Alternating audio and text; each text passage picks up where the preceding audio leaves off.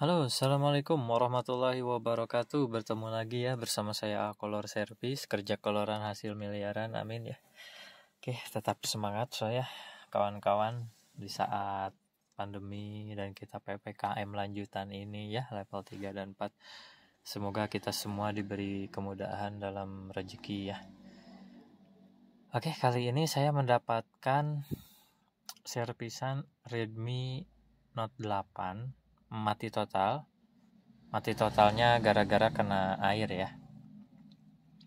Dan untuk servisan seperti ini ya, apalagi untuk teman-teman AA yang baru mulai berkecimpung di dunia servis, untuk kasus seperti ini ketika kan pasti konsumen bertanya ya, harganya berapa.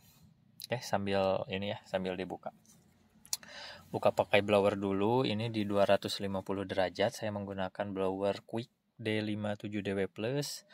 Kita bongkar pelan-pelan. Kalau pakai yang besi itu hanya untuk membukanya saja ya. Kalau untuk digeser untuk pakai pembuka besi ini agak rawan untuk ke casingnya, jadi digeser kita pakai yang plastik atau pakai kuku saja. Kita bisa sedikit tambahkan thinner juga ya, atau cairan pembuka lem lainnya. Nah, untuk servisan mati total seperti ini biasanya saya selalu mempatok untuk harga menyalakannya saja. Misal gitu itu kan. Untuk sampai nyala aja misalnya 200 atau 300 ribu. Nah, tapi kalau ada kerusakan lain misalnya kamera nggak kebuka, sinyal nggak ada, atau misalnya layar sentuhnya nggak bisa disentuh, itu bakal ada biaya tambahan gitu kan. Kenapa demikian ya? Karena kan kena air tergantung level kena airnya sebagaimana parah ya. Karena memang kalau dulu saya sering misalnya patok kalau HP-nya yang murah-murah misalnya 150 atau berapa gitu kan. Ternyata rusak dalamnya banyak. Ada komponen yang harus diganti, IC atau apa kan. Terkadang kita malah nombok ya. Makanya kita harus konfirmasi dulu. Jadi untuk sampai nyala saja segini harganya. Dan syukur-syukur kalau semua berfungsi dengan normal ya tidak akan ada biaya tambahan. Tetapi karena ini kena air itu tidak bisa menjamin bahwa semua fungsinya itu bisa berjalan normal ya. Apalagi kalau terkenanya air laut. Kemarin saja sebelum masuk yang ini saya dapat Redmi Note 8 kena air laut ya. Punya adik sendiri itu yang komponen yang diganti sampai 4 spare part. Kan lumayan kan. Nah, begitulah yang kena air ya. Karena kita tidak bisa menjamin semua fungsinya itu tercover dari harga yang kita berikan, kecuali kalau memang teman-teman memberikan harganya misalnya ini sampai nyala normal 600 juta. Ya mungkin teman-teman juga sudah memperhitungkan pergantian komponen termahal, misalnya ganti mesin atau ganti LCD. Tapi kan kembali lagi konsumen di daerah teman-teman itu berani nggak? Biasanya kan langsung shock. Seperti orang yang ke service center, oh ini harus ganti mesin sekian juta. Nah kalau seperti itu kan kebanyakan konsumen lari ya. Nah kita preteli dulu ya semuanya, pelan-pelan kita cek.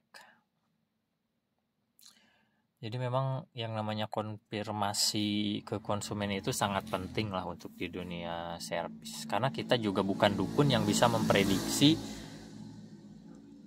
si handphone ini akan benar dengan harga sekian semua berfungsi dengan baik. Enggak lah ya.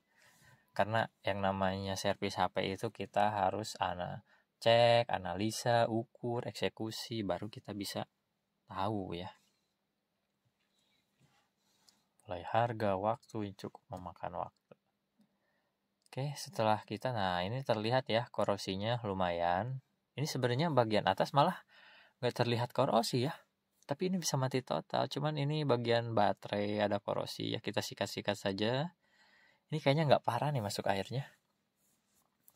Karena memang untuk cuman 10% lah ya, 10-20% yang terlihat korosinya. Sisanya yang lain aman-aman aja. Dan yang paling penting kalau kita membersihkan korosi ini ya, terkadang si jalur itu suka ikut keambil kalau dibersihin. Saya cek dulu ya, ini mesinnya short atau tidak menggunakan multitester analog ya.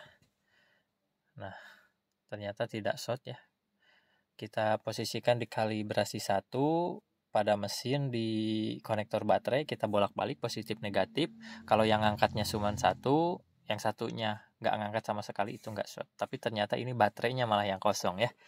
Nah, kita lakukan desktop baterai dulu ya, menggunakan power supply.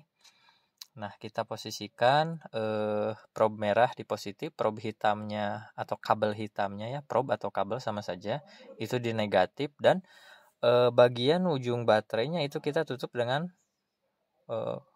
kertas atau apalah supaya nggak koslet ya, karena itu kan belakang bagian konektor baterai itu besi, kalau dilangsungkan pasti koslet. Dan untuk menggunakan ininya ya, kita mulai jangan langsung, itu kan saya 3,5 volt, kita mulai dari 1 volt kurang aja dulu ya, apalagi baterai 0% itu bisa berbahaya kalau langsung di 4 volt atau lebih ya. Oke, setelah di desktop sekitar 1 jam, karena ini videonya di skip, alhamdulillah ya, handphonenya hidup. Dan sekarang kita tinggal beritahu konsumen bahwa handphonenya sudah nyala, dan kita cek semua fungsinya ya. Mudah-mudahan jalan semuanya. Oke, sekian.